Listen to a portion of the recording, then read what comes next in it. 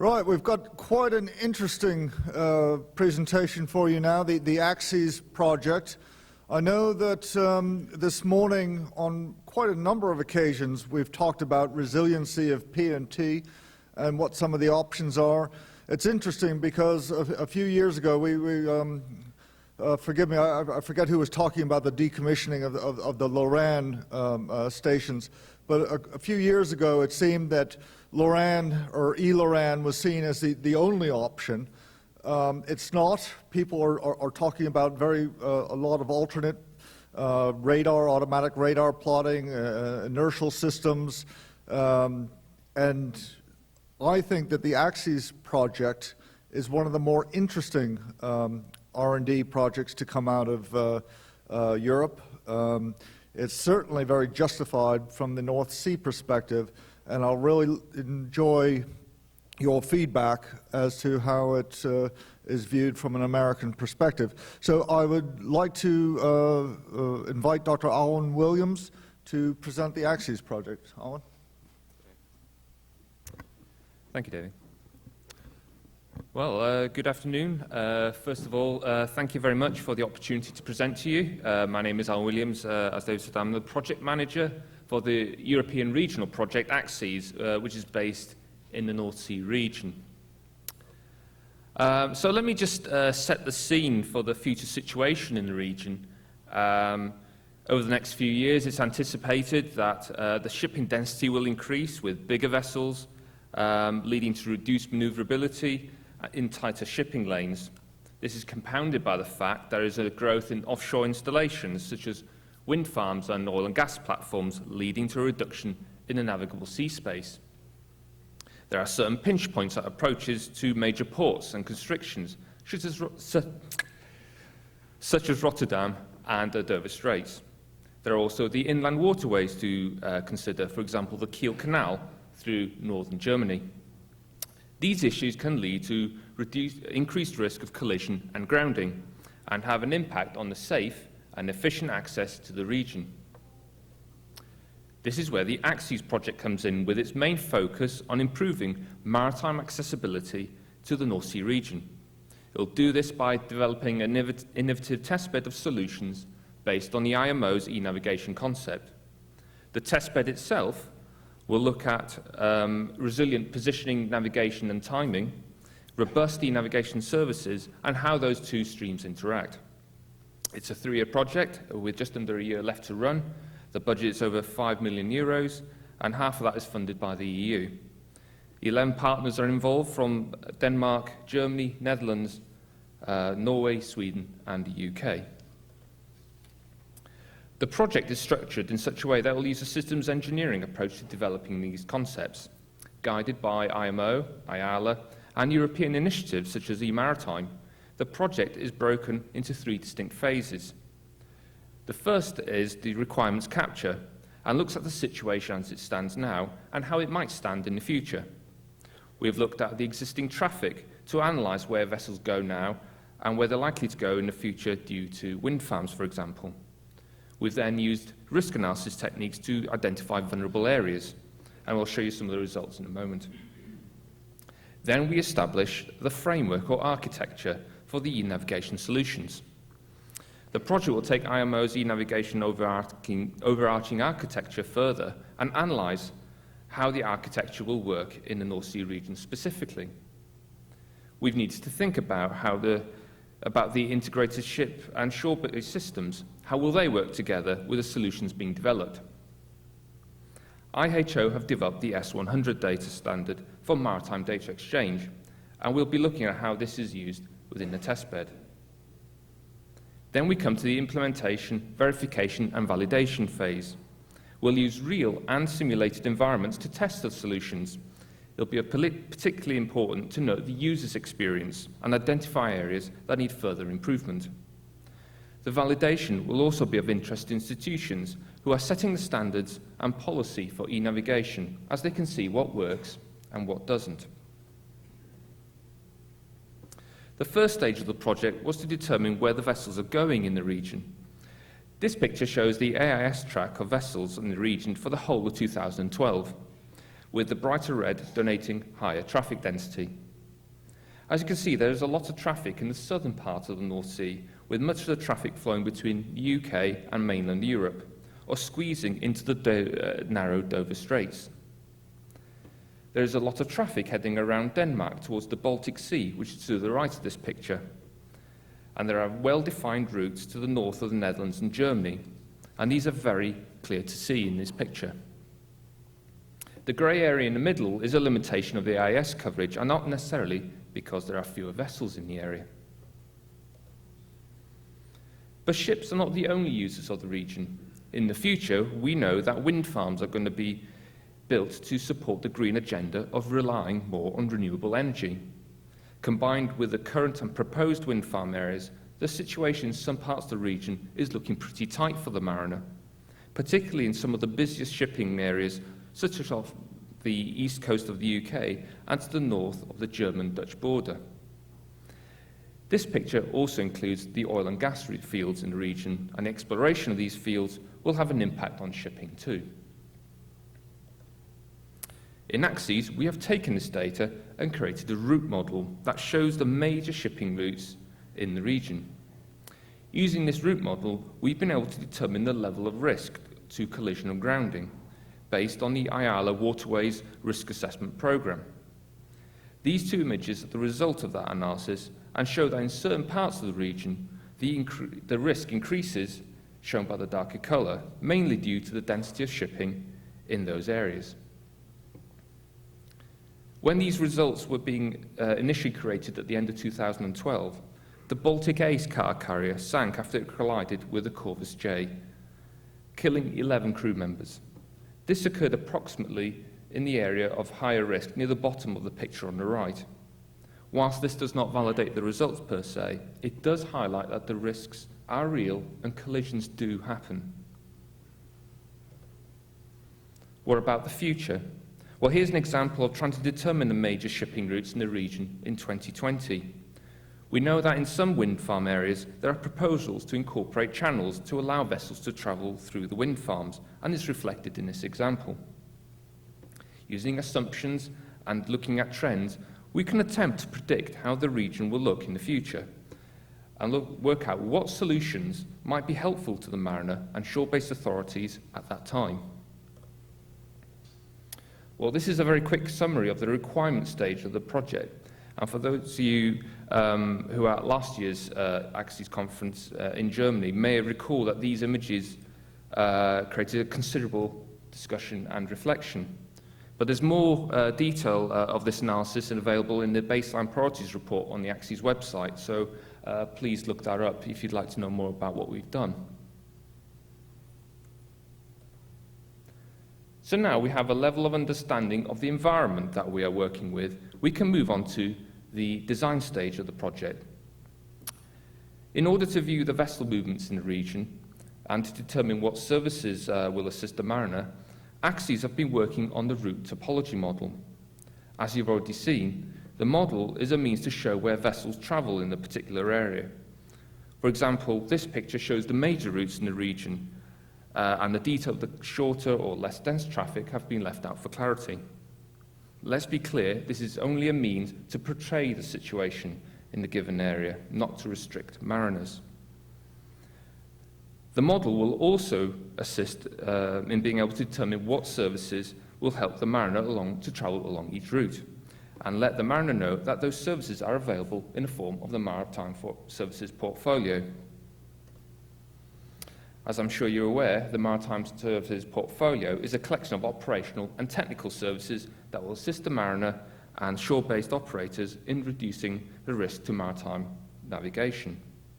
There may be several operational services in a given area, such as VTS or Maritime Safety Information Services, and these are supported by technical services, such as VHF Voice, AIS, or Resilient PNT. Collectively, these are tools available for ship-to-ship, ship-to-shore, or shore-to-ship interaction, as well as providing the mariner with robust maritime navigation. In Axes, we have identified the following list of services for the Maritime Services Portfolio within the North Sea region. First, we have the Resilient PNT, which is a robust service that provides primarily the mariner with their position and navigation. There's tactical route exchange and route suggestion, which is a service that allows mariners to exchange their intended routes with each other and VTS. There's a maritime safety information notice to mariners service, which provides the mariner with these existing services in the digital form for quick display on a Nectis. The no-go area service, which determines using a variety of sources the areas that the vessel is not able to sail into. There's the augmented reality heads-up display, which projects a computer-generated image onto a live picture to increase the spatial awareness of the mariner, for the mariner. There's automated file reporting, which is intended to reduce the workload for the mariner on board the vessel. The vessel operations coordination tool, which increases the search and rescue capability by distributing the search pattern in a much more efficient manner. Then we have the dynamic ship movement prediction. This allows the movement of the ship to be predicted over the course of a few minutes, depending on the dynamic characteristics of the vessel and external conditions. Then we have the inter-VTS exchange service, which is a harmonized means of sharing VTS information between different operators, possibly in different countries, to give VTS a greater situational awareness. Let's focus on a few of these services, and we'll start with Resilient Positioning, Navigation and Timing, or PNT for short. It's been known for a long time now that GNSS is vulnerable to natural and deliberate interference, and there's a need for an independent and complementary backup system to GNSS to ensure that we have seamless PNT during GNSS outages and avoiding hazardously misleading information. A prototype resilient PNT processor is being developed that incorporates ideas such as absolute radar positioning and ranging mode DGNSS. We also recognize that multiple GNSS constellations will be increasingly available, as do existing positioning services such as eLORAN, which will also need to be integrated too. Last year, Axes demonstrated the need for resilient PNT on board the Trinity House vessel THV Galatea. Now, I don't have time to show the video of that trial, but it is available on the Axes website, and I highly recommend you go and view it. I've also got a few DVDs, a handful of DVDs, so if you wish to see that, please let me know. In summary, the impact of inferior PNT on board the vessel can lead to confusion and possibly enough to cause a major incident on the vessel, to other vessels, or to the environment. I'll come back to resilient PNT briefly later on. But let's go back to the list of services. Now, most of these services require some form of communication backbone to enable the information to be shared between the actors involved. The testbed uses the open source Maritime Cloud, developed by one of the Axes partners, as a harmonized means of communicating and distributing the required information. The Maritime Cloud is worthy of a presentation in its own right, so I won't go into details now. But feel free to look at the maritimecloud.net to see it in action. Instead, I'd like to start by looking at some of the individual services and give you a flavor of what's currently being developed. Let's start with the Maritime Safety Information and Notice to Mariners service. Now, here's a couple of pictures of them in action. This shows the maritime safety information message that states that an area should be marked as unsafe due to a drifting container, for example. The image on the right shows the service informing the mariner that an ATON has an inoperative RACON. Services such as these will allow the mariner to get a better situational awareness and reduce the chances of mistakes that will lead to collision and grounding. And here's an example of the no-go area service being developed in the project. The shaded purple area has been determined using bathymetry, tidal and ship characteristic data to be not suitable for the vessel to enter, as there's a greater risk to grounding. Such a service will give the mariner at-a-glance view of the risks along the attended route and allows for easier assessment of areas for emergency maneuvering should the need arise. Here's an example of display of intended routes. The own ship route is shown in red, and the route of a nearby ship is shown in green. The exchange of this information should lead to better situational awareness for the mariner, as they can see the intention of nearby vessels and take appropriate action if necessary. Here's a picture of the Vessel Operations Coordination Tool, which is means to coordinate search and rescue services more efficiently. This is a service that is more or less complete and has already been demonstrated to VTS and search and rescue professionals with positive responses. These two pictures show an area that requires searching, and the service allows this to be communicated very efficiently between the Search and Rescue Coordination Centre and the operational vessels in the area. The dashed lines give a route for the search and rescue vessel or vessels to sail to maximise the efficiency of the search area. This can lead to saved lives or effective environmental protection due to faster searches. Axes will perform demonstrations of these services on live vessels in the North Sea region. In particular, the yellow region on this map, between the east coast of the UK and the Netherlands, will be the primary area for testing resilient PNT. In particular, absolute radar positioning and ARMO DGPS service. This will also tie in resilient PNT with the e-navigation services by using resilient PNT to support route exchange and the no-go area services in the same area, for example. The ferry route between the Humber port and the Port of Rotterdam will be used for this purpose. As I said earlier, some of this work has already been tested. For example, here is the Vessel Operations Coordination Tool service I showed earlier being tested on a Danish search and rescue vessel. The feedback on this service was very positive, and it's very encouraging for when we test and demonstrate other services in a similar manner. Not all services can be demonstrated on a live vessel for practical and safety reasons. The use of simulators will be key to show and analyse the use of the services by mariners. The results of the simulators will be key to understanding the human factor elements of maritime navigation and the training needs for mariners for when such services are being rolled out. One such issue is resilient PNT, or in particular, the nature of GNSS and its vulnerabilities. Simulators generally do not simulate the random effects of GPS. The instrumentation the mariner uses is in effect perfect. However, reality isn't like this.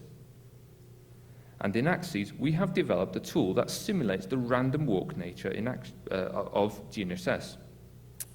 The slide on the left shows the simulated random walk generator in action, and compared to the real-world measurements of GPS on the right, you can see that they are very similar. However, the generator goes much further than this, and is also able to simulate the effects of GPS spoofing and jamming, and the build-up of errors that precede a complete outage of GPS. When we combine this generator with a simulator environment, we have a very powerful tool to simulate the human factor element of GPS outages on the bridge of a ship. In this diagram, the instrumentation data is separated from the usual route to the bridge display and is manipulated by the generator to provide a realistic GPS jamming on the instrumentation. When you see the jamming trial video I mentioned earlier, you'll see that the project has produced a PNT processor that swaps GPS for ELORAN under jamming conditions.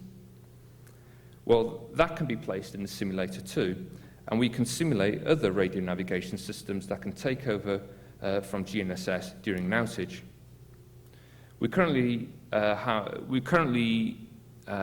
This is currently being integrated into simulators by our academic partners, and we hope to have demonstrations of it very soon.